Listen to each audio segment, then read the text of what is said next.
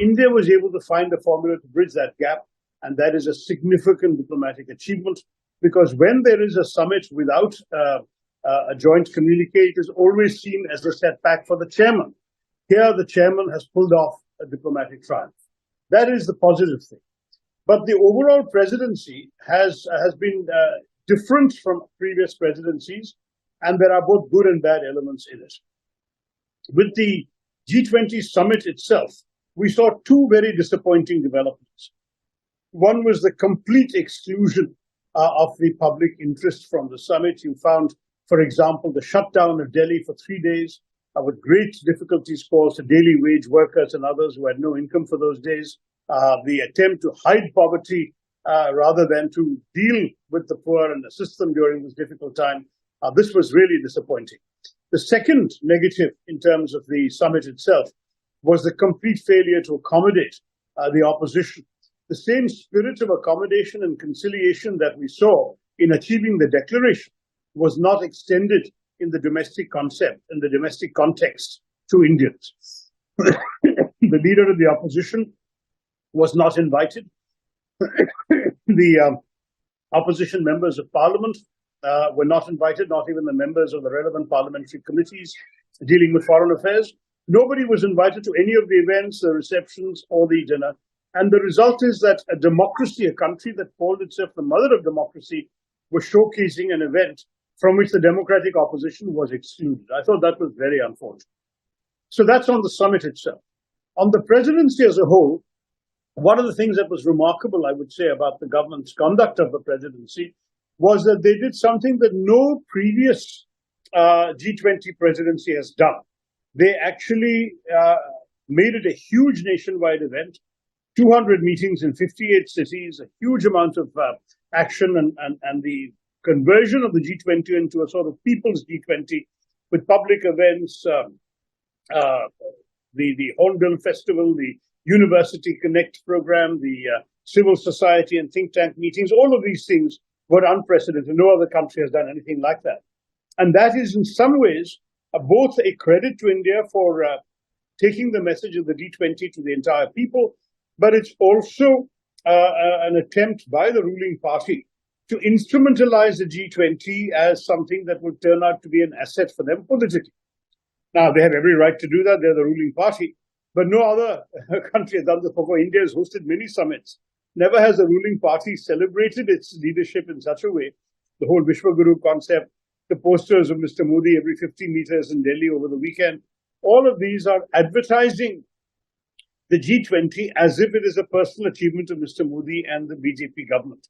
And that, I think, has raised some eyebrows, even internationally, judging by some of the foreign coverage I've seen of the G20. So success when it comes to the outcome, less impressive when it comes to the democratic practices that were not followed, and somewhat sort of curious that one of the main purposes of the G20 appears to have been to anoint the ruling party and the Prime Minister for the forthcoming general elections. That would be my overall assessment. Chief ministers have responsibility for their states. It is the national level leader of the opposition and the opposition MPs who follow national policies and foreign policy. So when you're having an international event, MPs are the ones who normally would be the ones to invite if you want to showcase some opposition MPs as part of your mother of democracy concept. But no MPs were invited, not even Mr. Kharge, the leader of the opposition. That is unprecedented, surprising, and disappointing. It was a new development. I think while something like the admission of the African Union was expected, even telegraphed well before the summit, and whereas even some of the other agreed language on debt relief, on sustainable development, and so on, all of that can be advertised as successful, but it doesn't really connect to any concrete outcome so far. It's just, capable, pious platitudes, one might say, which were well done, no problem with it. But at the same time, one could definitely argue that that alone does not give us enough to be celebrating.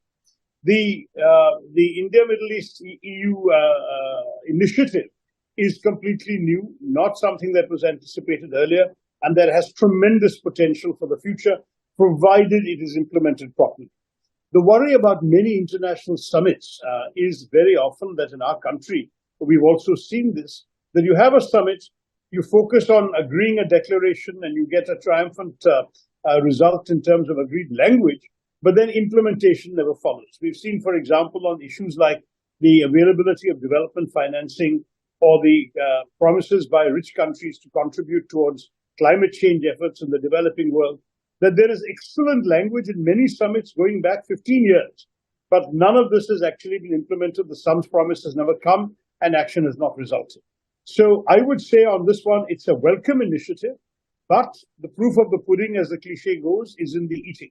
We will have to see how well this is implemented in our country and in the other countries that are part of this initiative. I'm in touch with both Amitabh Kant, the G20 Sherpa, and with our foreign minister, and I would congratulate them because what they have done is certainly very, very good for India. It is not easy to pull off a diplomatic negotiation like this. They both seem to put in a lot of hard effort, and I think one should give credit where credit is due. Some of the other things that I've expressed to you, which are less positive, I've also expressed to them. But as far as the achievement of actually squaring the circle, which is an impossible task almost, on Ukraine is concerned, it's really very, very impressive, because for 9 months, we were genuinely facing at every one of, for example, the finance ministers meeting, the foreign ministers meeting, etc. There was no agreement. And the positions seemed to be getting farther apart rather than closer together. So it really was an extremely effective achievement to pull this off. And I will not hesitate to compliment those led by Amitabh Kant and Foreign Minister Jaishankar. I will not hesitate to compliment those who worked hard to pull this off, because it wasn't an easy thing to pull off. I mean, I think Mr. Putin's not coming was less of a surprise. He didn't go to the BRICS summit in South Africa either. He has faced a number of challenges ever since he launched the war in Ukraine, with even some international arrest warrants against him and so on. I think he has increasingly left a lot of this international conferencing responsibility to his foreign minister, Sergei Lavrov. He himself not coming was largely expected, though it would have been good if he'd come, because in India, of course, he would have received a warm welcome from the government, no doubt about that. But there are other attendees of the G20 who might have been less than happy to interact with him. So in many ways, that is, let's say, not something worth making a big fuss about. But President Xi not coming was unfortunate for two reasons. He's gone to other summits, including just recently the South African BRICS summit. He's holding other international conferences in Beijing. So not coming to India looks very much like a snub to India. It's also true that apart from not perhaps wanting to meet Mr. Modi and discuss the thorny and perhaps intractable issues between India and China on the border, he also probably didn't want to encounter President Biden, who has taken an increasingly tough line on China on a number of aspects relating to China's international belligerence, some of the trade conflictual issues between the US and China, and of course the question of Taiwan.